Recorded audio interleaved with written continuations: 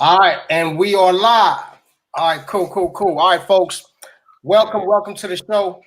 I am PZY. Welcome to the first installment, the first segment of War Stories, and I have with me here my first guest. I'm honored, you know what I'm saying, to have this gentleman on the show. Not only just because of the story that he has to tell, but it's somebody that I've known for a very long time. So, without further ado, Mr. Arnell, let the folks know who you are, where you're from, and then we'll go from there. Well, I'm gonna start off with the gov. You know what I'm saying? I am Jermon Simpkins from Oklahoma City, Oklahoma, the north side. And Sure. uh, since this is, what I'm saying, real life, I've been gone by Hitman in the street. We'll talk about all of that. And Sermon and Jermon Arnell. That's me. There it is. There it is. Okay, so look, a lot of people they will be quick to ask why, what is the intent behind this, right? In Right. regards to this segment called War Stories, and and why we're about to have the conversation that we're about to have. And so, from my perspective, I feel like, anytime I watch anything, especially on these YouTube channels, I like to know why they do what they do, right? Right. Unfortunately, there's a lot of people out there who just do things for sheer entertainment, which is fine. Do what you got to do. But with us, I'm confident that I speak for you too when I say that this is about building. This is about coming up with a positive and productive conversation, progressive conversation, and especially conversation that has everything to do with people like us, Absolutely. that affect us, things that affect us on the everyday. You know what I'm saying? And Right. because that's one thing that I think a lot of us fail to realize, that at the end of the day, whether you're in a different country or not, for the most part, if you got this skin, Hmm. you live in a certain type of environment, and the world sees you a certain way. So I Right. feel that the more we chop it up, the more we talk about our experiences, we start realizing how much our experiences are so much the same. The more we can figure out ways to avoid the shitty parts of our experiences, right?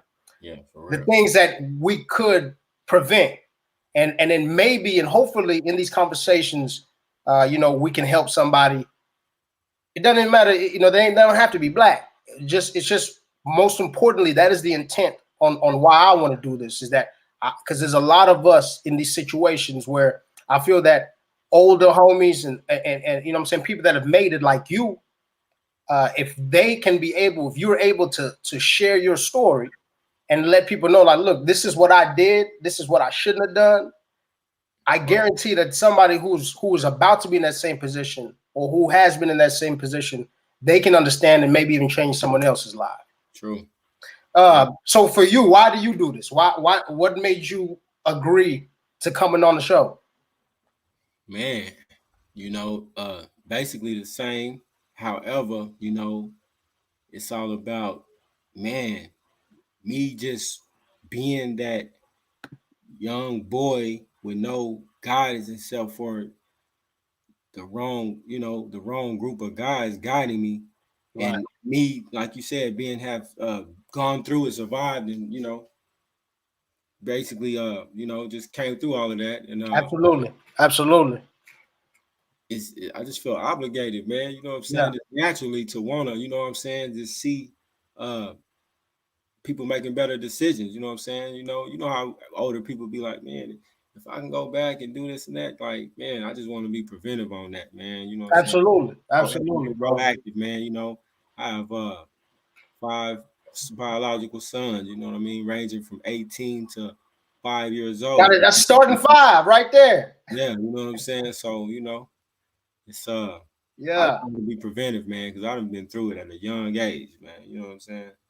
So I just So want to what? help, man. My story, because I coming up, I did used to see people success stories. It wasn't not necessary that I was seeing people that have been through like street life like that. I was just Right. seeing people go through poverty and see the financial success stories, and I was inspired by that, But this one is a little, different. You know what I'm saying? Because Mhm. it's more than just poverty; it's the whole works of the poverty. Absolutely. that we can Absolutely. bring to the surface. You know what I mean? Right. Yeah. Right. So so with that being said, man, let's start off, from the genesis, as they would say. Uh I remember, I'm trying to think the farthest back in regards to, like running into you growing up. It was middle school, right? Cimarron. Yeah. What was it about? Sixth, seventh grade, something like that. Yeah, that's what I was about to say. Sixth, seventh grade, Sixth, somewhere. seventh grade. Yeah. So I remember I'm gonna tell the story too. Tell it, man. Keep going, man. I'm really some. I'm gonna tell the story. So I remember we were in class one time. This is what I was like, okay, this dude is different. I remember we were in class one time. I don't know what song or what music video we were talking about. But bro, you got up in the middle of class and you started doing the genuine grooving. Yes. Yeah, man. Yo, I remember you walked up to these to I forgot the white girl, but you walked up to her, bro, and started grooving on top of her, like yeah. No, it was young and wild, man. That's when I knew you was different, bro. Yeah. I remember we had some good times over there at Cimarron Middle School. And for those who don't know what that is, obviously, if you're not from Oklahoma, that's in Edmond. And Edmond is a predominantly a white, suburb. Yeah. Especially when we were coming up, right? Yeah, and excuse me, I want to say this. And the reason why I was out there, because I came up with a single mother. She was trying to get me away from the hood. You feel me? Right. And so opportunity came to move to Edmond. She called, and that's why we made that move. Right on. It's funny too. You say that because you remember how I was talking about how the fact that a lot of us, whether we come from one side of the world or another, our stories are always very similar. Right. Same reason for me that I moved to Edmond. Right. I was in South Africa, and apartheid was crazy over there. And I don't know if anybody doesn't know what apartheid is. That was the time in South Africa when racism was basically legal. You know what I'm saying? Like you couldn't go anywhere without a pass. It was, it's different. Yeah. And so us moving to Edmond was basically the same thing. Was the parents trying to create a space of opportunity for us, right? Right. And that's and that's crazy too. How because you and me weren't the only ones like that. Remember Benny? He was up there too. Yeah. And I'd like to assume he was on the same tip, right? Yeah, a handful. He was at Oxford Oaks with me for the longest. Yeah, it was a handful of us. Yeah. So, even then though, and that's why I want to kick the story back to you in regards to when did things start becoming different for you? When you started realizing in life, like I'm different from other dudes that look like me, right? I'm different from my classmates, even some of my relatives, the way life is for me. Because when we were at middle school, we all, we all messed around and we flirted with girls and played sports and did everything kids did. Right. But then there's a certain part, bro, even then when I started realizing too, like Jermon's life is different than mine. What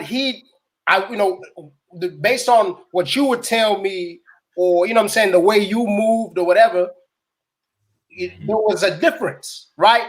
Everybody started kind of going a different path. So when for you did it get that lie where you're like, this is not ordinary? Man. Like, when did you stop being a kid? Like I'm saying, you know what I mean? Yeah. Based on what you just said, going different paths was in Edmond when we went went from middle school to high school. And we went to Edmond Memorial when we was there. And I remember one of the brothers there had got jumped by a senior crew. I remember that. But check it. Yeah. Okay. They did him pretty bad. I don't even want to say his name. Yeah, I remember that. He says he know what's up. But the next day I was in class and some I'm not racist or anything, but some white boys was, it's You saying like they was no, I'm saying, right. they was talking about it and laughing about it, you know what I mean? And I got up like, defending it and all that. And so I knew one of our brothers was across the hall in his class. So I went across the hall, got him out of there. But before I made it to the door, they grabbed me by the back, turned around, we fighting. They jumped. I remember. Yeah. Brother went out, he helped, and I got expelled. Right. We got expelled, and they didn't. Right. They didn't. And my mama, she didn't have no understanding. Boy, you messing up at the school. You know how black mamas is. They don't want everybody to whoop ass first. And I'm like, but I got jumped. It wasn't my fault. Like, you know what I'm saying? And she was just tripping. And that's like, from then on, I was gone. I was street bound, man. Didn't have a father in the home. You know what I'm saying? Mama young, single parent. Hey, I was gone. That's when I hit the streets and, hey, start thugging, man. You know what I'm saying? Picked up that hitman title, and that's when it got real, man. You know what I mean? And it wasn't too long after that, I was in the penitentiary. So, okay, so that incident, that happened we were seniors, right? Or about to be seniors? No. I was freshman. Damn, we were freshmen when that happened? Either or maybe. We had to have been in the middle. At least like a grade or something. Somewhere in 9th, 10th grade. Yeah, 9th to 10th. So for you, before that, was anything, did life for you start going left before that or was it that around those moments when things started changing for you? It was definitely around those moments. Mama did everything to, take me away from that, all of that. But it was that moment, And it wouldn't have been that due to, if it wasn't for the lack of a father figure in the home, you know what I mean? Or actual father. But yeah. You think that definitely made an effect? That was a pivotal moment. That was a pivotal time right there. Right there. Because I also, mind you, my first role model was one of my big cousins that's right now a commander of a Navy ship over in Italy. Oh, wow. Yeah, real talk. And like, he's my first role model, and I wanted to go to the Navy. But that was the pivotal moment right there. It wasn't too long after that, I caught that first felony, and that was over. Yeah, because, bro, you played football, right? Absolutely, yeah. So if you wouldn't have got suspended, you probably would have kept playing football. Yeah. Kept playing football. Yeah, yes, sir. Yeah, it's definitely something, man, when you can look back in retrospect and kind of see, like, man, if things didn't look this way, I probably wouldn't have seen it that way, or if there was something in the way, maybe that would have thrown a wrench in whatever activity or whatever way I was thinking. Maybe that could have changed everything. That uncle, you said it was an uncle, right, that you looked up to? Big cousin. Yeah. Where was he? Was he living in town back in them days when we were growing up, or was he already stationed out of state and out of town? Yeah, he was already stationed out of town. Every time he would come in town, he would get me, and do all the right things, big role model thing, Right. Yeah, he was already gone. He went basically straight out of high school. He left. So then it's okay. So now moving forward, like, because, bro, that's what I'm saying. It's like there is, like, for example, I remember when I was up there in Edmond during the weekends, right? Like, I had friends in Edmond. We would hang out in the suburbs, right. The keg drinking and doing all of that. But then I also had friends when they lived in the city. Yeah. So then I would, it's like I would make the effort to go to that side of town and indulge, so to speak, right? We'll talk. Yeah. So that's what I'm saying. So for you, was it all the friends that you had around you that was basically on the same type of time you were on, or what kind of pulled you in to the point where you were in knee deep? Kind of like, I don't know if I'm quoting the words right, but like Nip said, what did he say with the runaway slaves? Yeah. It was all of us, that was fathers coming in fathers' homes.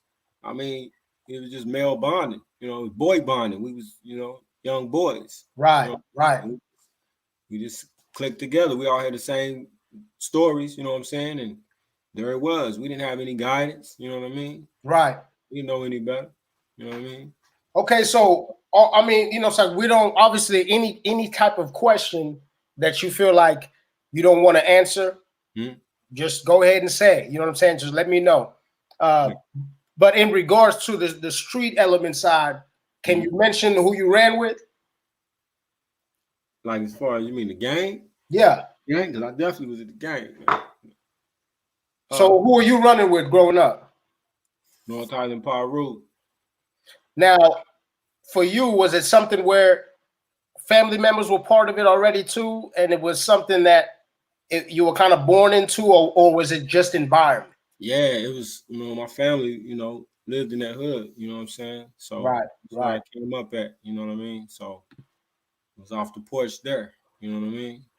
So let me ask you, bro. So when you went up to Edmond, right, and you, I mean, I'm not saying Edmond's the only place where you saw different type of black people, but that is, you know what I'm saying, that's probably like the most opportunity where you saw different types of black folk, right? Right, yeah. When you saw that difference from the middle school to high school, like what'd you think about it? Like, you know, was it something? Did you look at people that because I remember too, it's like growing up in Edmond, if I didn't speak like somebody from the east side, I was considered a white dude. You know, or little things like that, or it's like if I dressed, if I had on American Eagle or something like that, you know what I mean? Like for you, what was it in your mind? Like you have? I was like, damn, it's a bunch of squares out here, man. And like I was mischievous, man. You know what I'm saying? I was like, yeah, we square, but at the same time, you know, we still, you know, we did our thing, man. I fit in, you know what I'm saying? We had things in common. We want to kick it, we want to party, you know what I'm saying, and get girls, you know what I mean? Sports, you know what I mean? But I did think, I was like, man, it's a bunch of squares, you know, because I came off the porch pretty, you know, younger than before I hit middle school, as far as like things I've been exposed to, you know what I mean? Right. So I seen a lot at an early age. So it's like, yeah, that was like, dang, it's a bunch of squares out here, you know what I mean? But did you ever come up to the keg parties and all that? I've been to a couple, yeah. I remember been to a couple. Did you ever come out when we took, I think it was Benny, Preston, Sid, and I think maybe even Andre. Did you ever come out with us? That it was a certain night. Man, we've been out a few times with all y'all. There was a lot of boxing involved. You remember that? I don't remember that night. Man, what's his face? I think it was Preston. It was Preston and someone else. Benny fought too. But no, it was definitely a different culture, man, because like I said, like the level of self-awareness that I had growing up, I always felt that it's like, for example, I remember Benny was a really good basketball player and a good football player. Yeah. And I remember a long time ago, I was even telling him back then, and I was like, bro, if you just pick one of these sports, you're going to the NFL or the NBA. Yeah. Like, it's that's all. Like I'm telling you, like you were that nice. You remember Shaylin? Shaylin Ladd, shit. I was his fullback. I was his blocker, man. Yeah, like you remember, but you remember how nice he was in basketball too. Yeah. You know what I mean? Like there were so many situations. He was the point. I was one of the guards. Yeah. There were so many. There were so many of us where, like I said, like I saw that in folks where I'm like, bro, like you got it. Like there were so many of us, and so, like for you, did you know that at that age, like what did you want to do with your life, or was it something where you were like, let's just roll the dice, let's just? I did not know at that age, but I know I love. Did you care enough to even try? Or was it something where it's like that you were just kind of rolling with it? I was rolling with it. You know what I'm saying? Right. To be honest, like it's like never had any kind of structure like that. It was a day-to-day thing. You know what I'm saying? Yeah, no, I was the same way. Like I wasn't even thinking about college either. Yeah, you know what I'm saying? Yeah. It was man, that's crazy. That's So real though. so for you, let's get into to the nitty gritty part of the shit. Like, so for you, when did you start getting active? Like to the point, obviously, it's like you don't have to say anything to incriminate you, nor do I want you to. Right, But right. I definitely want to let our viewers know, what are the symptoms of like now I'm about to take it to a level that there's no looking back, right? Because there's fights, you know what I'm saying, little things like that, and maybe some vandalism or something. But then that's what I'm saying. When you start stepping it up in the big boy crimes and doing and really quote unquote putting in work type shit, for you, when was it? Were you like, so okay, I'm on, like this is it? Man, really to be honest, at age 14, man, At 14, when I really started doing my stuff, man. right, right. And and then when it turned up another notch is when I was 17 years old, caught that first felon, Mm-hmm. put me in the county jail in the juvenile pod. That's when they had the juvenile pod on 13th floor, 13C, Oklahoma County Jail. That's that top floor, right? It was, I think that, what was that, 2002? I was 17. And I was in there for like 6 months, turned 18, took me down there to the 8th floor, what they call the gladiator pod. Mm-hmm. I hit that pod.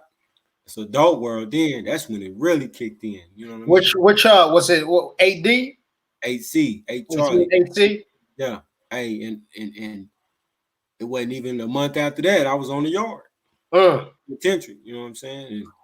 Hey, and people always say, I mean, I'm sure you've heard this. A lot of people will say they prefer, the pen life as opposed to the county life. For you, is that true? Like, what do you think? Man, yeah. Most definitely. I mean, you know what I'm saying? When you think about the facilities, yeah, you know what I'm saying?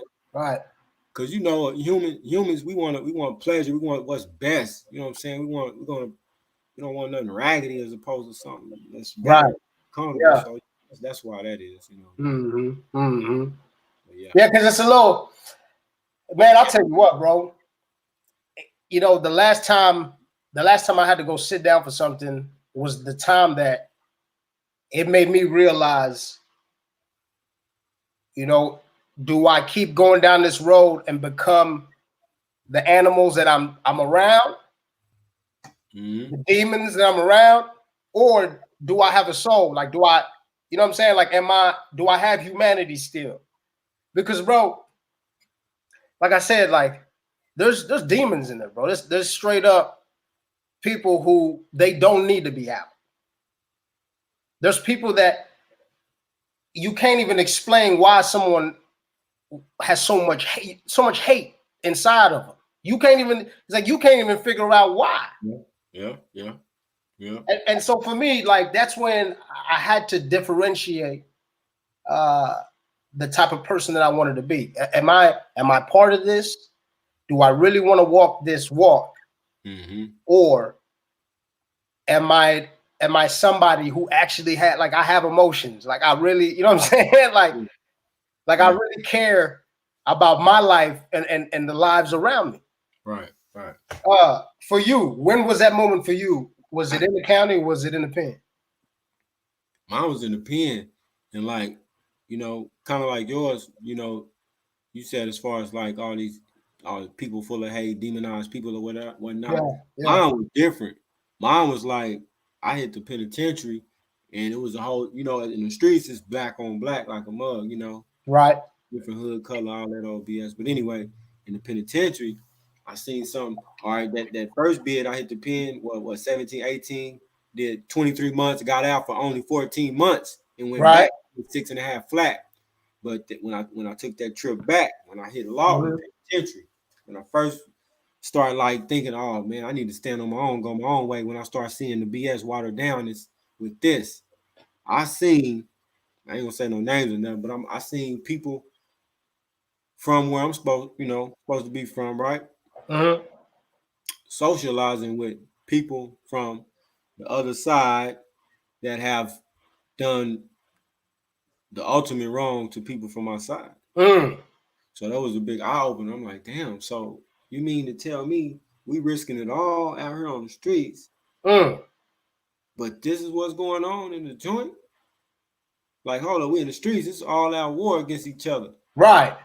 And on the streets, like, it would never go down like that. But a person that has, I'm gonna just say it, then downed, then actually killed and is doing time for it, kill one of ours, and his quote unquote homies socializing with him. You know, I just couldn't. You know, I'm a man of logic, and I just couldn't deal with that. Like, I just start opening up. You know what I'm No, saying? I hear you. I hear you. That's when I start seeing I'm not really I guess you could say demonized like that. You know what I'm saying? Right. I guess it was pertaining to that what you said, you know what I mean, as far as the demon, the evil, the hatred or whatever. Right. I Right. don't got that in me. Yeah. You Yeah. know, cause that's dirty. That's dirty. No, it is, bro. And like you said, it's hard to I caught a lot of flack behind it too. Oh yeah. I bet you did. I mean, the politics, that's what I'm saying. The politics is different over there. Man. And that's what I was gonna ask you, like, yeah, man. Like, why is it? I mean, not even why is it? And correct me if I'm wrong, because you not only you more experienced, but I guarantee I'm confident you know more about this. But what I've always understood is that what you just said, not only is it true in regards to on the street, the street business, but in there it's a whole nother type of politics. And now I've always understood the fact that the reason why it is like that, and like I said, correct me if I'm wrong, but I always understood the reason why it is like that is because it's more of a race thing in prison. Yeah, and that's what I was gonna say too. You know what I mean? The kicker also was that racists stick with racists in prison. You know what I mean? So even if they are the enemy in there, your enemy, what is it? We're gonna ride together when it comes to races. We're gonna ride together. We're gonna stick together. Right. The enemy of my enemy is my friend. Right. Right. Yeah. And like you said too, it'll be hard for me to swallow that pill, bro, knowing that that's what you got to do in there. You know what I'm saying? Knowing the fact, like you said, that there's been ongoing tension in regards to somebody else or another group. That would be kind of hard. That shit would be hard. It'll be hard to ignore. Right. Because it makes you go, well, why the fuck are we doing what we're doing out there then?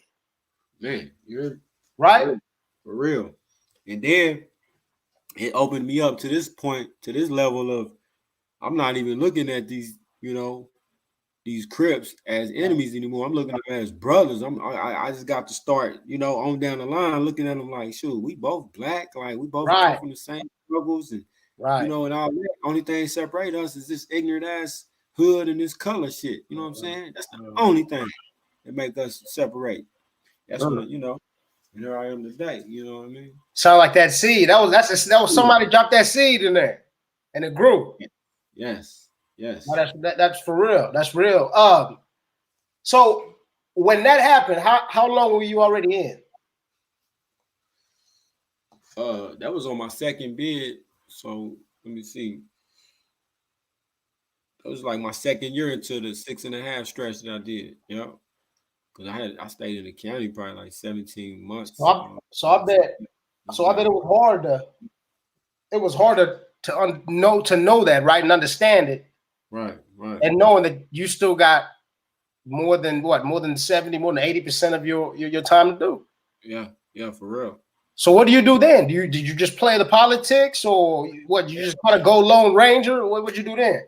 I mean, man, I don't even know how to really title that. You know what I'm saying? Politics. You know what I'm saying? Yeah. I just did me. You know what I'm saying? I fuck with real ones. You know what I mean?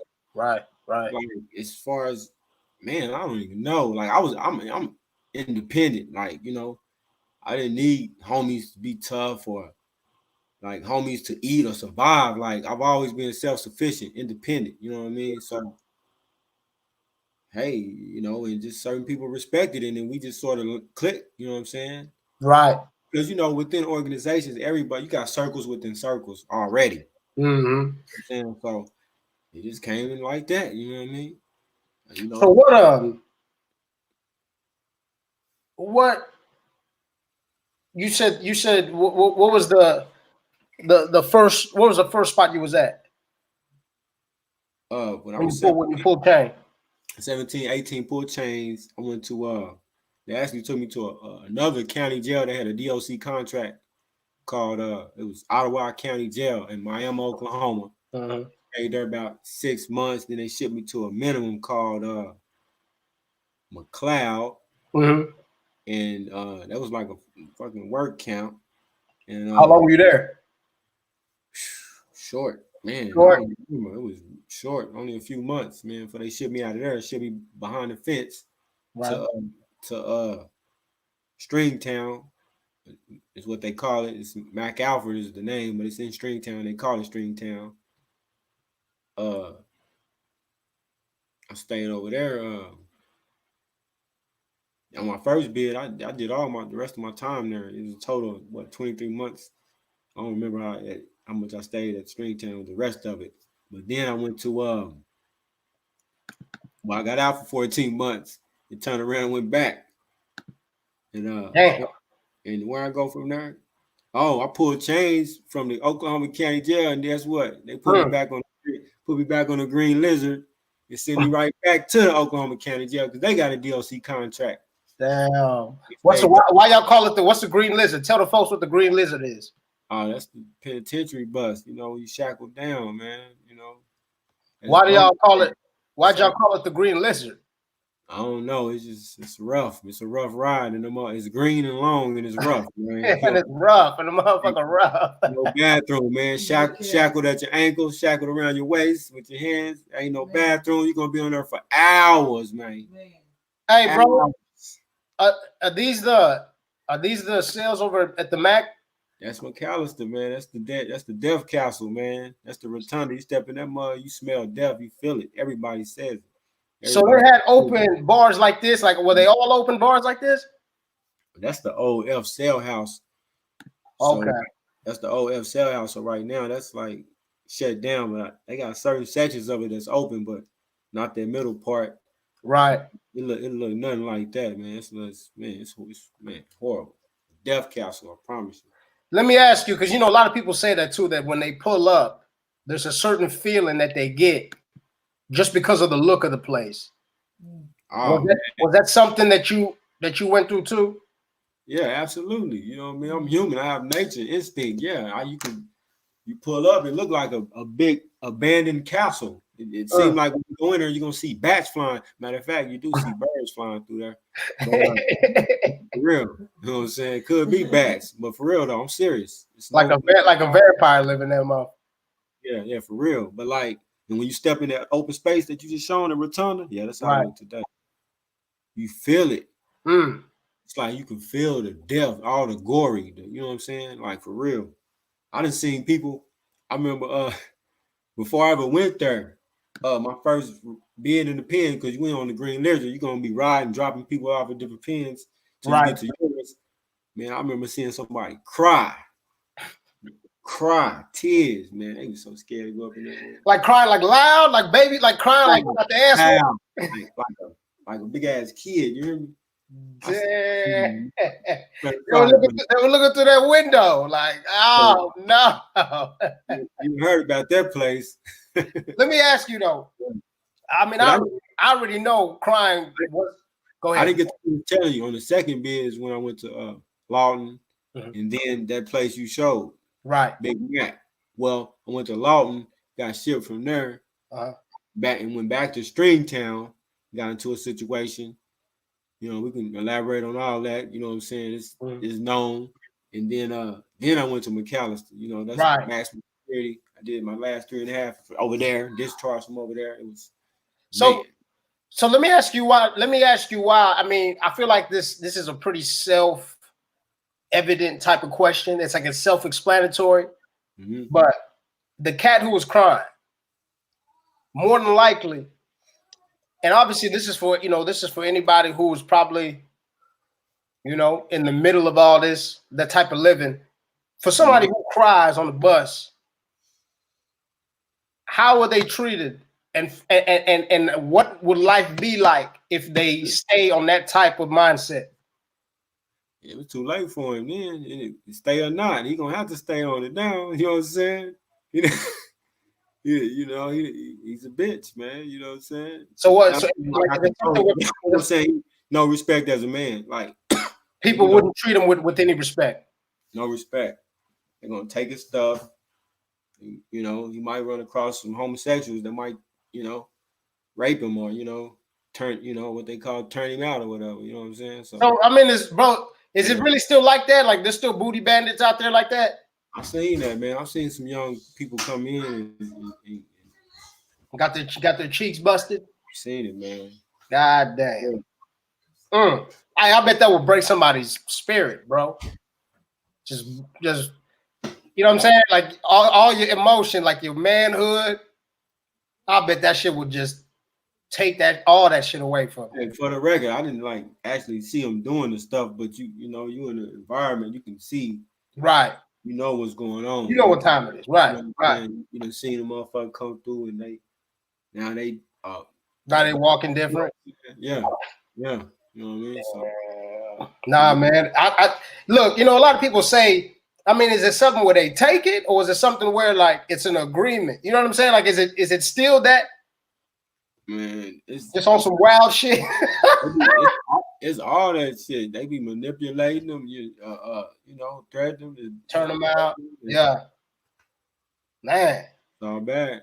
So okay, so run us back to that situation that got you said it was Lawton. Now, obviously, without divulging too much information, however much information that you like to divulge, and like you said, if it's something that's if it's an ongoing, you don't have to speak on it. If it's something that's already happened, it's already been set in stone. It ain't no secret. It's done. It's done, on that. But it is what it is.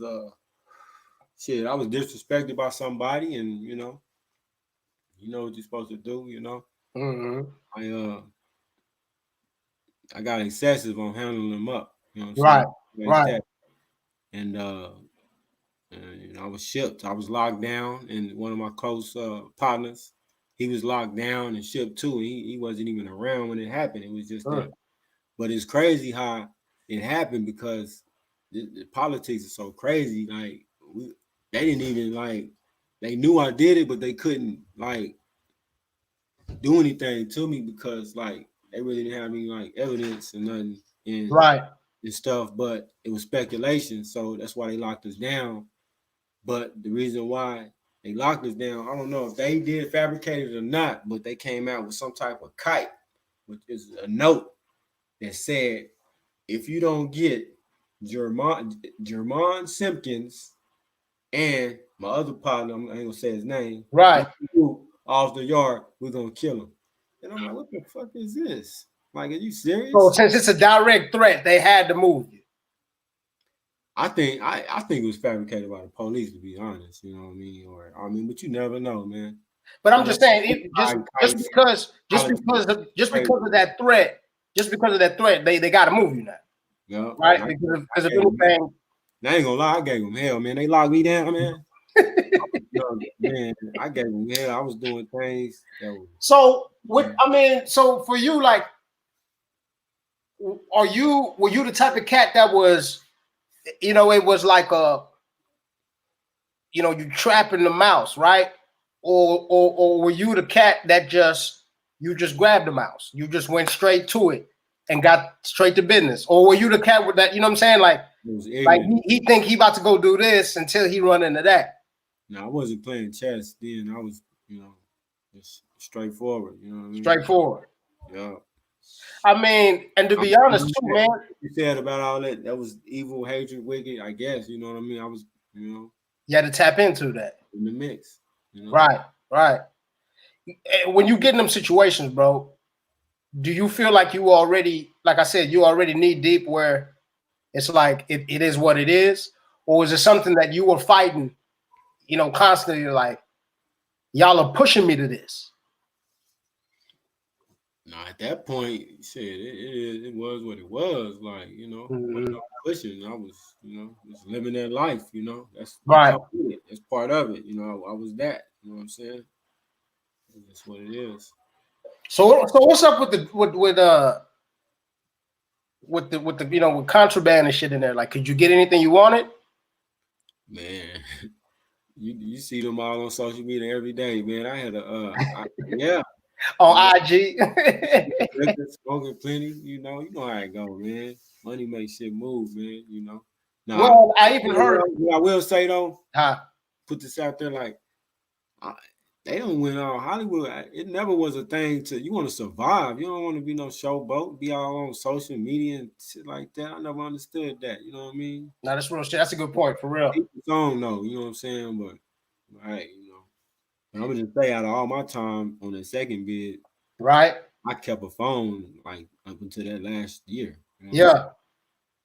And then was that easy to do? Was that something that was kind of hard to do? It To was hold easy. on to it, you know? Yeah, I mean it was easy to get because money, you know, people gonna want that money, you know. And then holding on to, you know, people you get crafty when you only got, you know, certain you get MacGyverish, man. You come Well, up it's with like if you got to charge it. I mean, you ain't got no outlet. you have outlets in the pen, you know, and if you don't, you got lights up there, man. You know, people come up with some things, man. So And I what the mean, outlets will be I, out of the with I the ain't really just speaking on nothing that the motherfucking police and everybody don't already know. You know what I'm right. saying? This So shit, what? Would the outlets be out in the pod? just be around. You know what I mean? Everywhere. You'll find one here and there. Just A building has to have electricity unless you're in a damn, you know. well, yeah, but this is not just any ordinary goddamn building. I mean, you know, and that's uh, it, electricity, you know. so I gotta ask this for my viewers. You know, I already know people they're gonna want to know what is about the crazy, the most batshit craziest shit that you done seen and lock up to where it shook your soul. You know what I'm saying? Where it, like I said, like earlier in regards to knowing or trying to figure out and understanding, like, am I a demon or am I a human being? Is there an act? Is there a certain experience in the whole bid where you were like, damn? When I was at McAllister, man, I've seen some stuff before then, but it's a lot of them. I don't let the shit go, but like when it really got like that was like at McAllister, you know, it's 23 and 1, 23 Right, hour lockdown, you get out for an hour a day. right. Got so cold over there to where they put up dog cages. Well, you know, it ain't just dog cages, but you know, it's like it is like kennels, you know, like you can buy for a dog. It's like that size, you know what I mean? Mm, But you know, and they had them lined up, and that's where we go out for yard. And it got to a point to where we had to go in shackles. But after this point, when we used to go out there, they put us in there, take the cuffs off.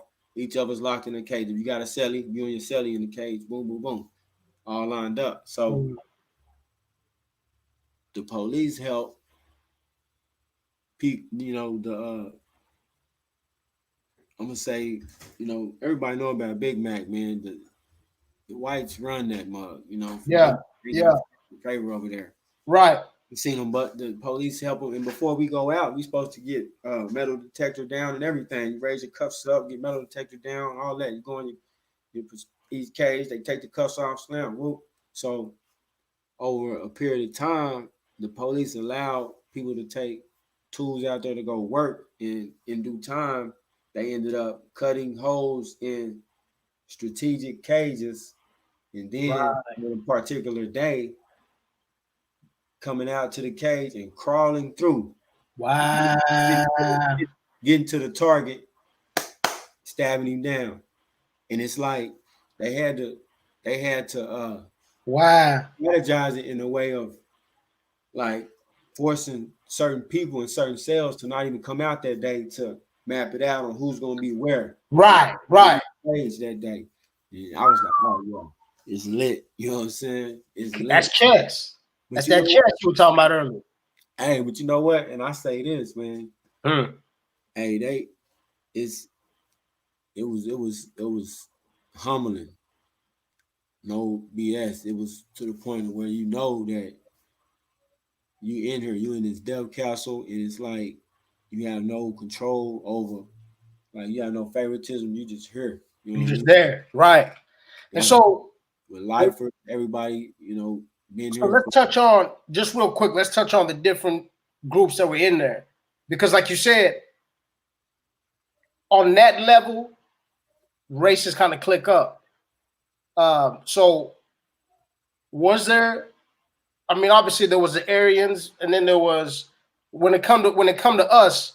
What do Black folk do in there in regards to uniting, and then also Native Americans. I've always been curious about what things are like for them, and, Yeah, and the Mexicans yeah, too.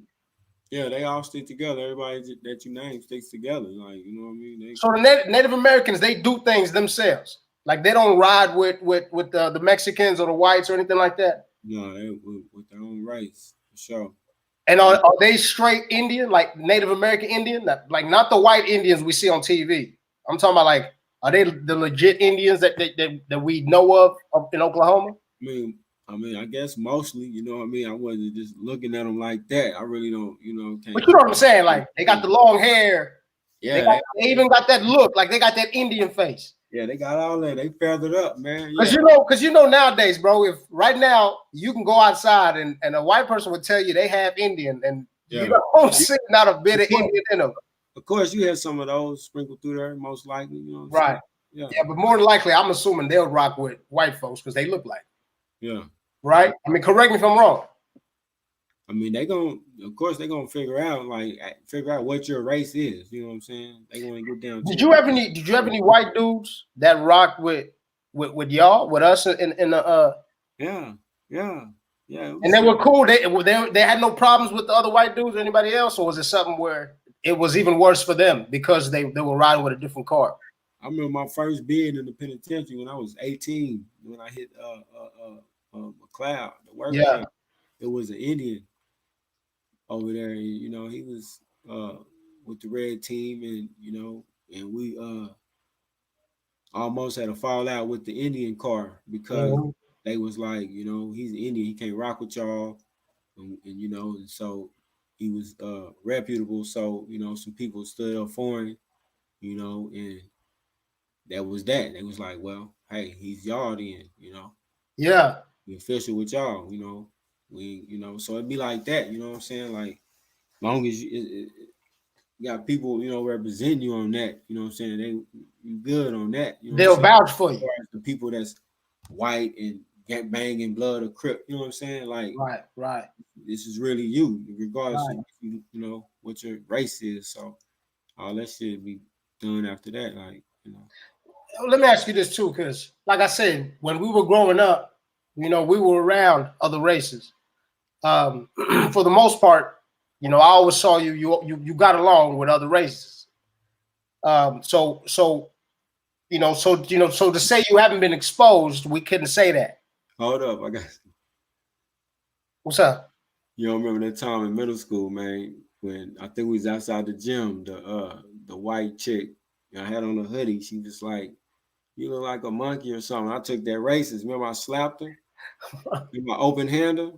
Was it the one where and then Kelly ended up jumping in? I don't know, man, but it's crazy. I do remember one of those. And you remember Kelly and Vontina? Yeah. I remember they even jumped in too. They started whooping on the principal, bro, and a couple of teachers. Yeah. No, but my point is that you had friends from different cultures. Yeah, for the most part. So, yeah, like you were able to, like, you got along with others. Yeah. So fast forward when you go in to these, to these pens, is that something that you had to turn off, or is that something that, and if you did have to turn it off, was it hard to, like, what was it for you? Or could you chop it up with somebody and it wasn't a problem unless it was just time to funk? Yeah, I didn't have no biases toward nobody like that, as far as no whites or Indians or Mexicans, or, you know what I'm saying? No, right. Look at the race thing like that. No. So you didn't have to turn that off. No. No. But there's lines, of course, you know what I'm saying? What's that line? What is that? I'm just saying, like, you probably could be you associate with people and not be friends with them, you know what I mean? You know what I'm saying? I mean, He said that's that line. you got Yeah. friends, anyway. Right. So what's too friendly? What, like playing cards? No, you can play cards, you know what I'm saying? But you're not gonna like, spar or play fight. You might not even, you might not even work out with them or You're something. not gonna go halves on a spread, something Yeah, like that. you might not, go eat with them. You know what I'm saying? Shit like, Right. No, I get it. a I little, definitely understand. yeah. But then now, was there anybody, or did you ever have that too, where it was like it was that you had that honorary card where you could go to different parts without any issues? Did you know anybody like that, or was it something that you could do? Or Yeah, I mean, it's a lot of that, Yeah, and of course I was one. I mean, yeah, it's no big issue on that. Like, yeah, unless you really have done something and you really just got some friction going or something. But right. yeah. So man, so was it something where you had a discharge date the whole time, or were you just kind of floating in the wind? The whole time I had a discharge date and check games. Speaking of some discharge, tell you how cold the McAllister is though. With that one incident, but an incident against me, I was 3 weeks from discharging. Remind you, I did 3.5 years there. Right, Discharge. right. I was 3 weeks from coming home, man. The police pulled some bogus shit, bit me in the ass, man. Some shit that that law and shit. Mm-hmm. 3 weeks from coming home, the police come, cuff me up, put hands on me, took all my shit, and I flushed my phone at the time. They come cuff, mad about that. So they gave me a bogus write up. I'll never forget. This was crushing. You know what I'm saying? Disorderly conduct, bogus. Damn. Took good time, stopped me from getting more good time. Wow. My phone privileges. That's like a charge they give a drunk, you know what I'm Hey, saying? Somebody look, drunk downtown. they got power over there. They bring the food to your cell, right? Check it out. Hey, stop bringing me trays. Damn. Check it out. And I stayed a whole extra year because of the write up, man. Bro. 3 weeks to a whole extra year. Hold on. You're gonna have to explain that one, bro. Yeah. What do you mean a whole year? 12 months, or is it something where you were sending something and then it for some reason it strung out to 12 months? No, I was settled. I was set to discharge 3 weeks from then.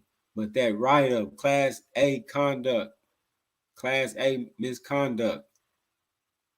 And that's a sentence of what? Up to 12 months? Disorderly conduct took some of the good time I had accumulated and stopped me from gaining more good time. Oh, I see. Month or whatever. I see. And so that equated to me having to stay a whole extra year, man. When did you find out that you had to stay a whole extra year? When they served me the write up.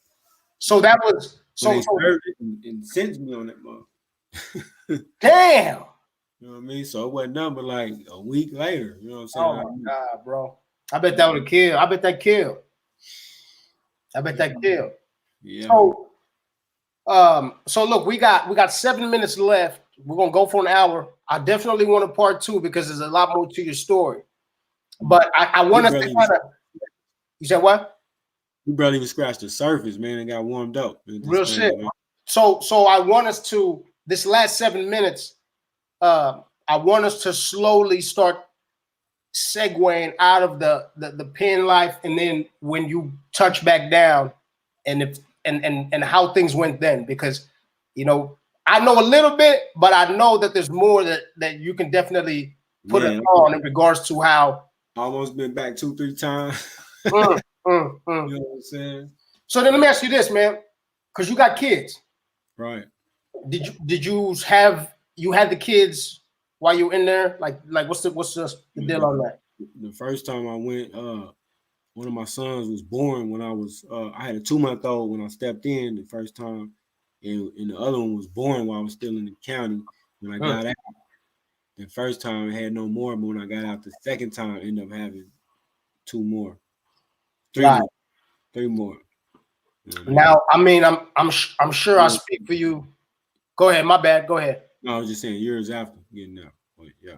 I'm confident that I speak for you and anybody else who had ever had to serve time and having kids. Obviously, that's hard, right? You know, you know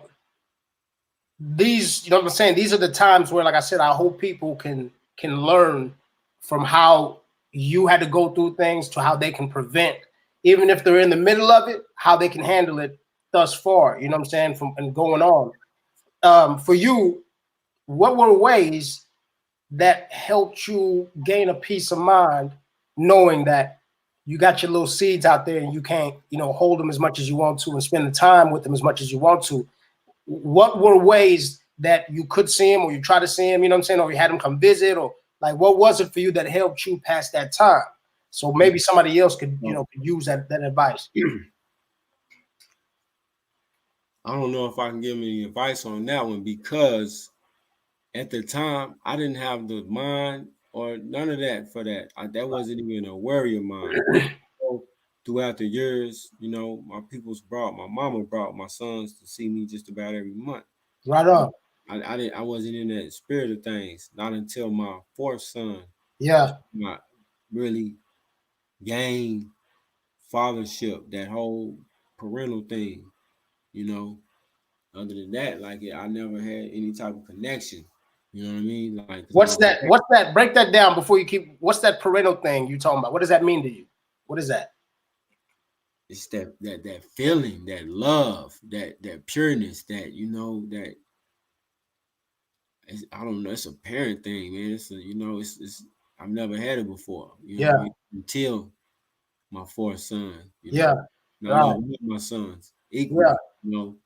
But it snapped on the fourth one. Right. That one is what really did it. And I had another scare of going back to the pen after that. And so, but I did it. And so I experienced some of that, what you were saying. How did I cope? Right. Hey, 100. I spent 3.5 months in the county jail. I was snatched at our house away from my son. He was 1 or 2 at the time. And I knew, like, because I've been a full-time father since he was born. Right. I took care of him every day, like everything, till this day. You know what I'm saying? Yeah. Man, I got with the higher power, man. Like God, because I literally cried every day and night. Not no secret wimpy shit. Like, because not only was I in there for something I did not do, but I was snatched like my. It was away from them. Yeah, not that I was just. It was being away, but knowing that he was suffering, like he needed me to live. I mean, right. We in another we'll get to all of that. The whys. I was feeling so strong about that, but in another segment. But and it's that thing that you were saying, that father thing that you were talking about. I prayed and meditated as high coat, like, because I was out of it. Yeah. Yeah. That was that love, that unconditional love, that because that's the thing too, is that you can't turn off unconditional love. That's the whole point of the word unconditional. Right. There is no conditions. Right. Right. It's dope that something snapped within you, man. And that's the dope thing about that, is that there was a human being that is screaming inside, going, yo, like, this is how we need to feel, right? This is how we need to live. Yeah. And it fought you enough, right? It fought you enough where, like, even your emotion, it showed in your emotions, whatever else, because most people, they're not man enough to say that. I was in there and I cried every night for my kids. Every night. Yeah. You know what I mean? So that definitely that speaks volumes, man. That really does. So you said they came and saw you every month. So it's like you got to hold them and play with them for like a couple hours or something. Yeah. It was. So would you suggest that to other folks to do that? Because some people say, I want to turn that part of my life off. Like, until I come back home. Like Like, would you suggest for people to stay in contact with the loved one? Yeah, most definitely stay in contact with the little ones. You know what I mean? They need that. You know what I mean? We might not think that stuff counts, by just for you can your kid could know that their father incarcerated or something, and you can send a card to them and say I love you, and that'll make their world, their day, their world, their life better. You know what I You mean? ain't lying, bro. Just the thought, the Yeah, act. You know what I right, mean? right. So I definitely would stay consistent and present. You know what I mean? I can dig it. I can dig it. Man. So I don't want to give too much, but you know how, bro, you know how when you watch a show, they'll say on the next episode, you know what I'm saying? And then they'll give you like a few little sprinkles, right? Right.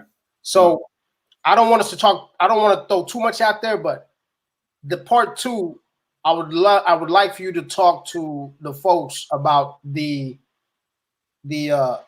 close encounters in regards to your life, right?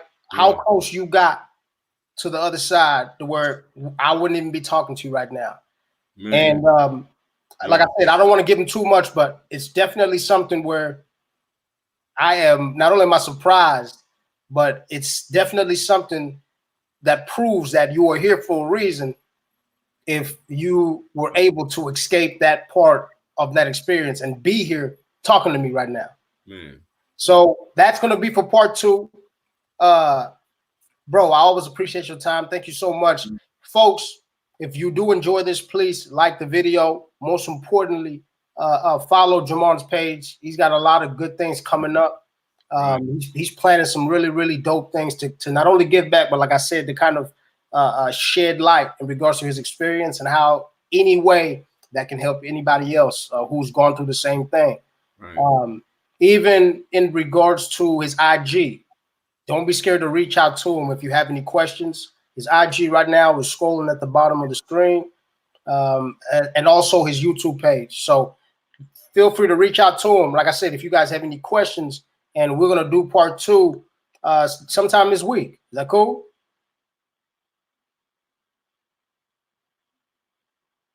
Can you hear me? Yo, you froze up. Yo. Well, hey, like I said, we're going to wrap it up. Part 2 looks like his internet froze a little bit, but good thing it froze at the end of the show. This has been the first installment of War Stories #1. And part 2 of #1 will be coming later on this week. I appreciate your time. Peace.